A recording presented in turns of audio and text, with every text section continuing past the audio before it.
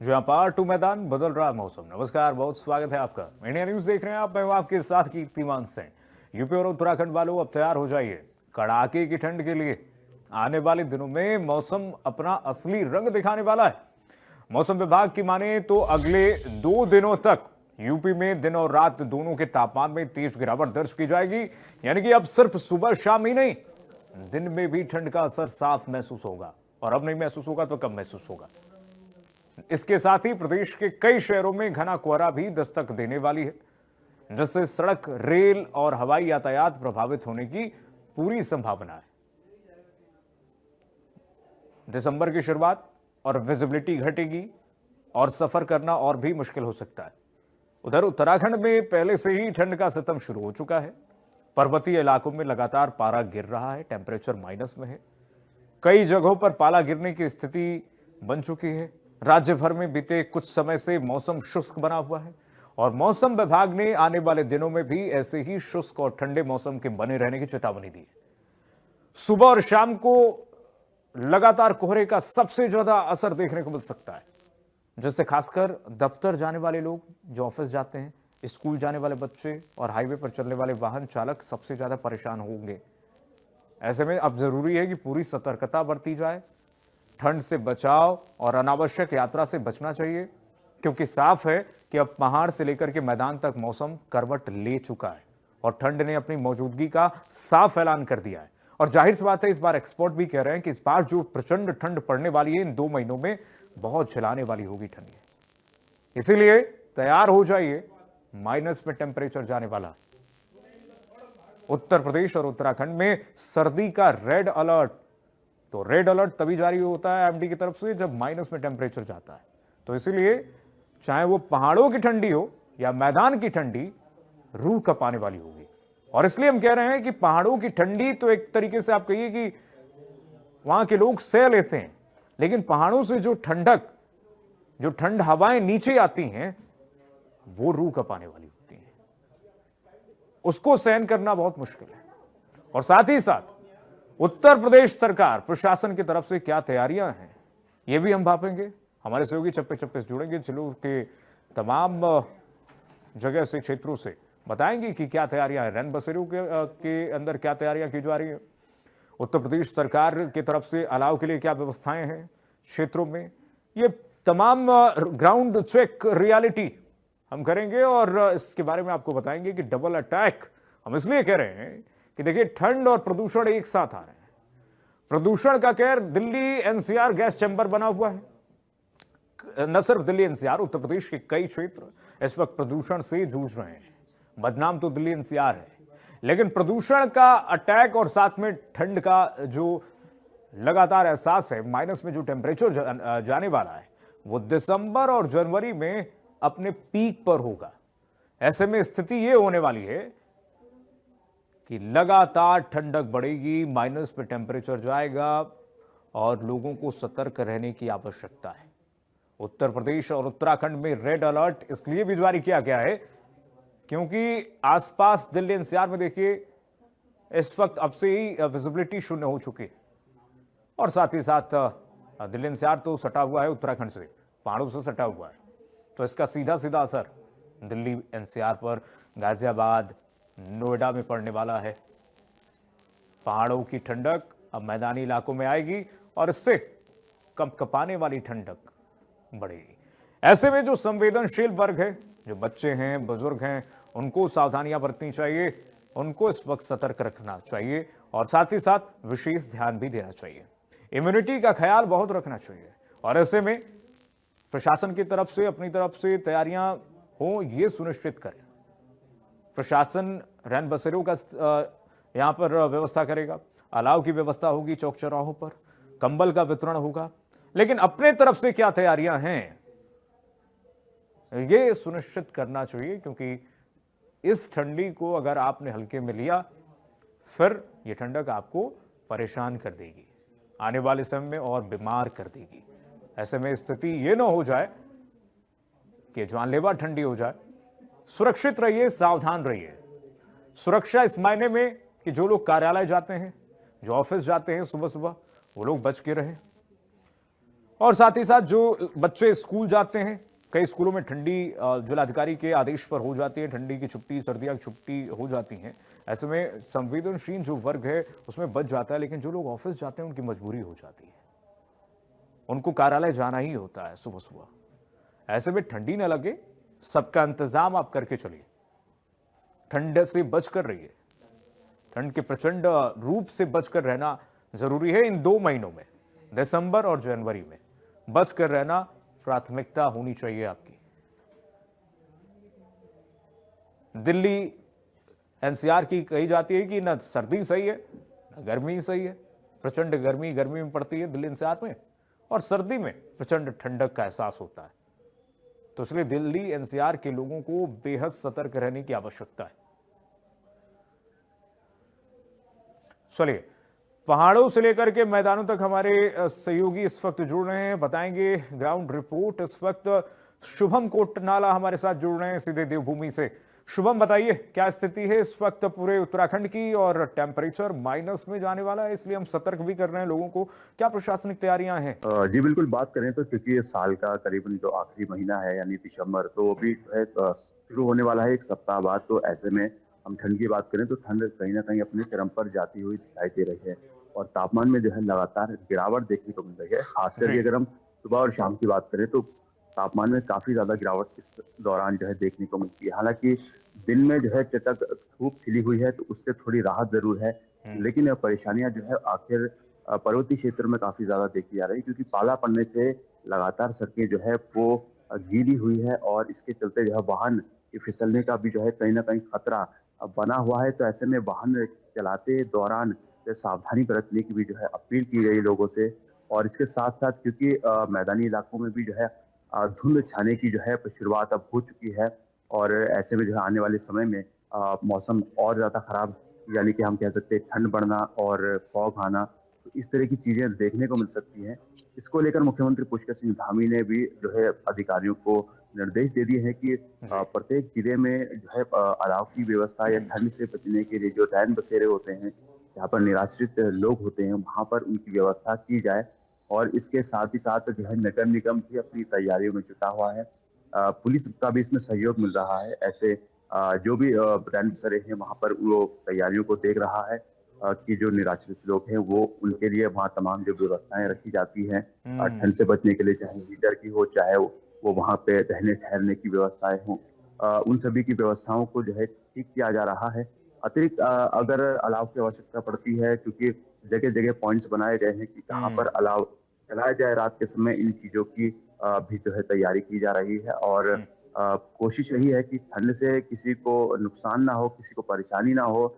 और क्योंकि देखने में भी आता है कि अगर अत्यधिक ठंड से कोई निराश्रित व्यक्ति है तो निश्चित तौर पर उसकी जो है ठंड से जो है उसकी मौत भी हो सकती है। तो ऐसे में इस तरह की स्थिति ना बने, तो इसके लिए जो है जिला प्रशासन भी जो है अलर्ट मोड पर रखा गया है, और उनके द्वारा भी निर्देश दिए गए हैं जिलाधिकारी के द्वारा कि सभी जो भी व्यवस्थाएं हैं उनको दुरुस्त किया जाए। जो संबंधित विभाग हैं या निगम है तो उनको जो है विशेष निगरानी रखने की जरूरत है।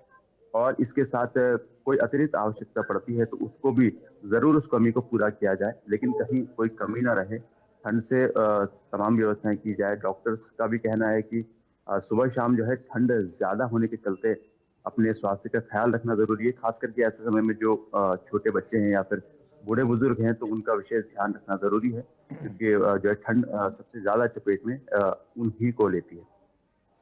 बिल्कुल बिल्कुल, और पहाड़ों की ठंडी तो बिल्कुल कपाने वाली होती है। ऐसे में हम इसलिए कह रहे हैं कि रेड अलर्ट जारी कर दिया गया है। सावधान रहना, सतर्क रहना जरूरी है। माइनस में पारा जाएगा, न सिर्फ पहाड़ों में बल्कि मैदानी क्षेत्रों में और भी कपाने वाली ठंडी पड़ेगी। आप राजधानी लखनऊ का रुख करते हैं, हमारे सहयोगी जय जुड़े हुए हैं लगातार हमारे साथ।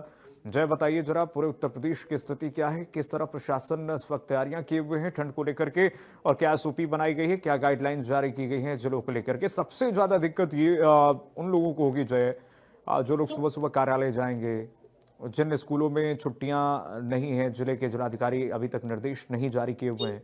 जाहिर सी बात है ये 2 महीने झेलाने वाली होंगे, जनवरी और दिसंबर और जनवरी। बिल्कुल, उत्तर प्रदेश में हर एक जिलों में जो ठंड को लेकर के व्यवस्थाएं की अगर हम बात करें तो लगातार की जा रही हैं, और तहसील स्तर पर ब्लैंकेट्स भी आना शुरू हो गए हैं, क्योंकि जो लोग गरीब लोग हैं जिनके पास ओढ़ने के लिए कुछ भी नहीं, उनको ये जिम्मेदारी दी गई है राजस्व विभाग को कि वहां पर जाए और उनको ब्लैंकेट्स बांटे, ताकि वो ठंड से बच सके। साथ ही साथ जो रैन बसेरे हैं, रैन बसेरों के लेकर के भी पूरा अलर्ट कर दिया गया है कि दिसंबर से हर स्थिति में रैन बसेरों को शुरुआत की जाए। उसको लेकर के पहले ही रैन बसेरे दुरुस्त कर लिए जाए, साफ सफाई कर ली जाए, और वहां पर जो भी बिस्तर है, रजाई है, वो सब व्यवस्था कर ली जाए। साथ ही साथ जो वहां पर हीटर लगाए जाते हैं, तो कुल मिलाकर के रैन बसेरों को भी दुरुस्त करने के निर्देश दिए गए। साथ ही साथ आपको बता दें कि जो गौ आश्रय केंद्र हैं, जो कि पूरे उत्तर प्रदेश में निराश्रित जानवरों के लिए बनाए गए हैं, वहां पर भी व्यवस्थाएं करने के लिए कहा गया है, क्योंकि ठंड में बेजुबानों को भी काफी समस्या होती है। तो इसको लेकर के वहां पर अलाव जलाने की व्यवस्था और टीन शेड से उनको ढकने की और त्रिपाल लगा करके हवा रोकने को लेकर के भी तमाम व्यवस्थाएं करने के निर्देश दिए गए हैं, ताकि उन जानवरों को भी कोई ठंड से दिक्कत ना हो। साथ ही साथ देखा जा रहा है कि स्कूलों के जो समय में उसमें भी परिवर्तन किया गया है। सुबह बच्चे अब 9 बजे स्कूल जाते हैं। कक्षा 1 से लेकर के कक्षा 8 तक की अगर बात करें तो पहले ही वहां पर समय चेंज कर दिया गया था, वो अब 9 बजे से लेकर के 3 बजे कर दिया गया। और साथ ही साथ आपको बता दें कि स्वास्थ्य विभाग की बात करें तो वहां पर भी अलर्ट जारी किया गया है कि यहाँ पर दवाइयों को सुनिश्चित किया जाए, और हर एक मरीज को जो भी ठंड से, क्योंकि ठंड बढ़ती है वैसे वैसे तमाम तरह की बीमारियां भी बढ़ती हैं, चाहे वायरल फीवर हो, चाहे सर्दी जुकाम हो, तो इस तरह की तमाम फ्लू जैसी भी बीमारियां हैं जो बढ़ती हैं। तो ऐसे में इसकी रोकथाम को लेकर के भी बात की गई है। साथ ही साथ अस्पतालों में डॉक्टर से लेकर के दवाइयों को भी सुनिश्चित किया गया है कि हर एक मरीज को दवाइयां मिले। और वहीं आपको बता दें कि तहसील स्तर पर अब जो चिन्हित स्थान है, मतलब जो चौक चौराहों पर जहां पर अलाव जलाए जाते हैं, उन स्थानों को भी चिन्हित कर लिया गया है। और वहां पर दिसंबर माह से ही जब ठंड और बढ़ेगी, अभी अगर हम राजधानी लखनऊ के टेम्परेचर की बात करें तो यहाँ पर मिनिमम टेम्परेचर 13 डिग्री पहुंचता है रात में, और दिन का मौसम लगभग सामान्य रहता है, मतलब लगभग 27 डिग्री तक रहता है। तो ऐसे में जब दोपहर में धूप निकलती है तो लोगों को राहत जरूर मिलती है, लेकिन शाम होते होते वो ठंड बढ़ना शुरू हो जाती है।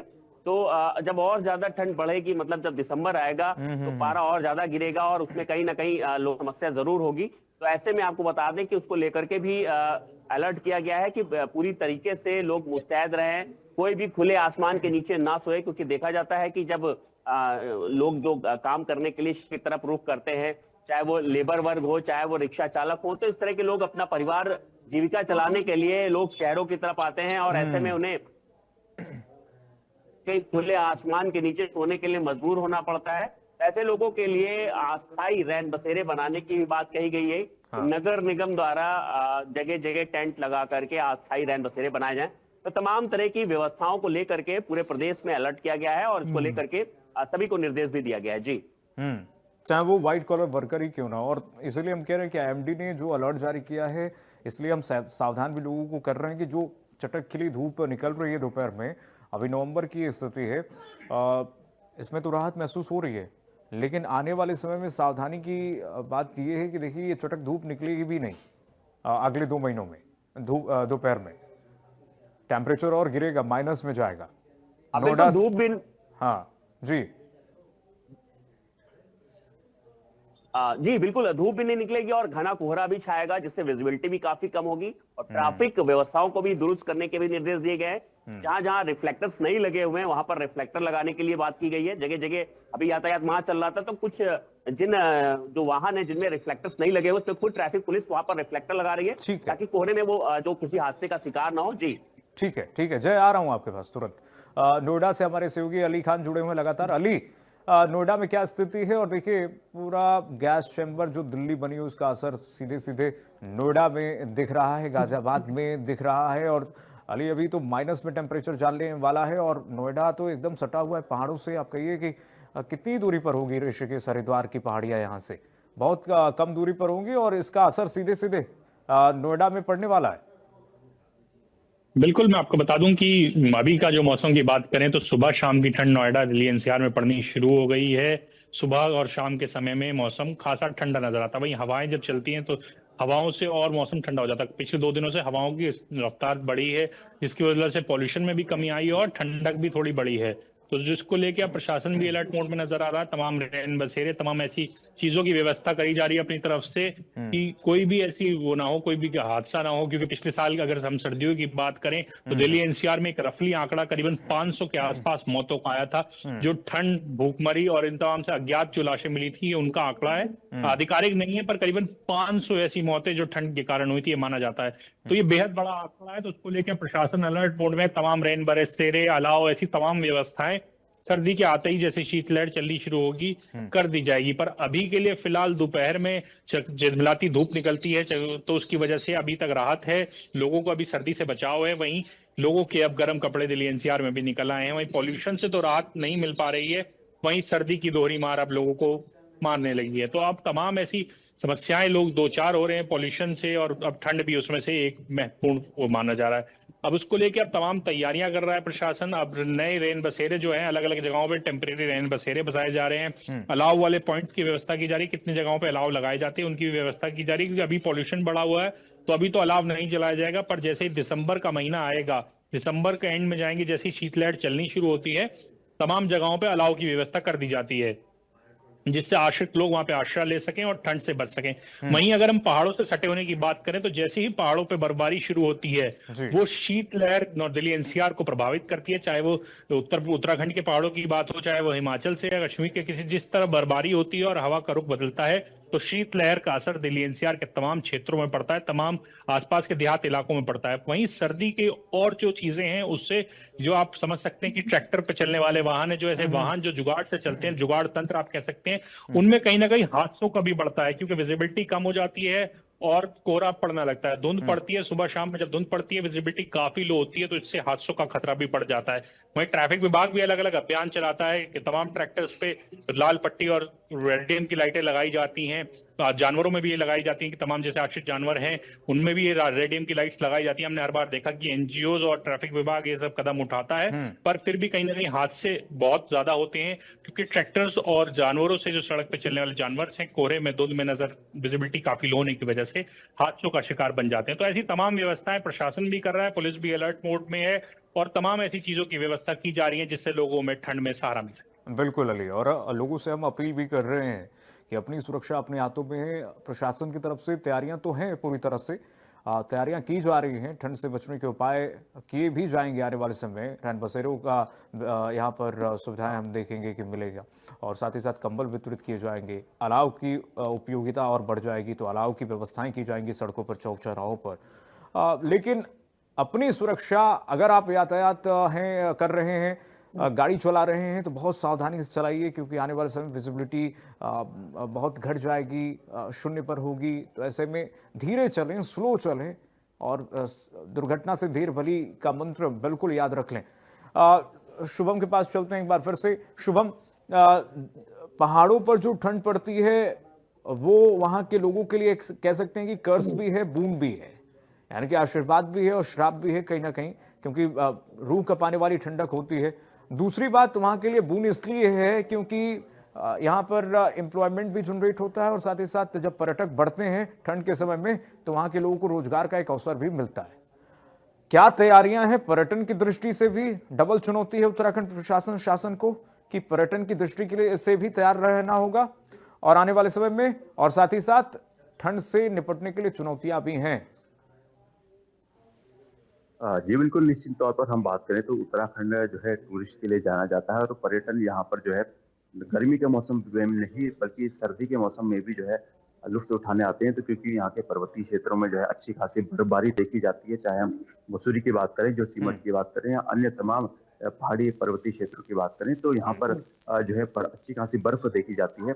हालांकि उस दौरान जो है कुछ ठंडक से स्थानीय लोगों को परेशानी जरूर होती है, और अत्यधिक ठंड होने से या अत्यधिक बर्फबारी होने से सड़कों के जाम होने की स्थिति बनी रहती है। लेकिन उसके लिए भी जो है प्रशासन के द्वारा जो है निश्चित उपाय किए जाते हैं। मशीनरी वहाँ रहती है, जो अगर सड़क पर बर्फबारी होती है तो वहाँ पर उसको साफ सफाई की जाए।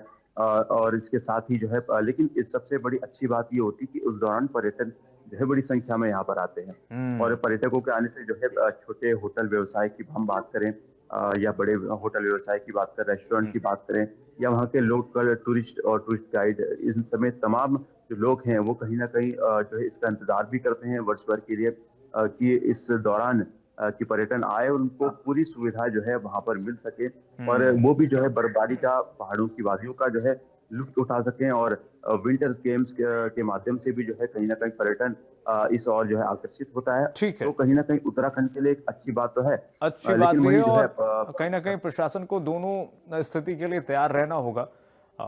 एक तरीके से कह सकते हैं परेशानियां भी आएंगी, तो पर्यटनों की दृष्टि से उत्तराखंड के लिए मौसम सही भी है।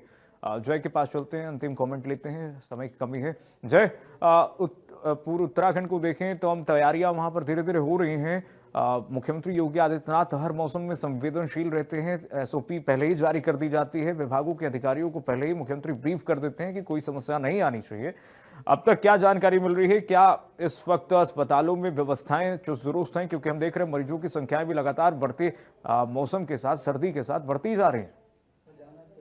बिल्कुल, स्वास्थ्य महकमे के साथ पहले ही बैठक की गई थी और लगातार डीएम भी बैठक ले रहे हैं और लगातार ये आदेश दिया जा रहा है कि जो अस्पतालों की व्यवस्थाएं हैं वो मुकम्मल तौर पर पूरी हो।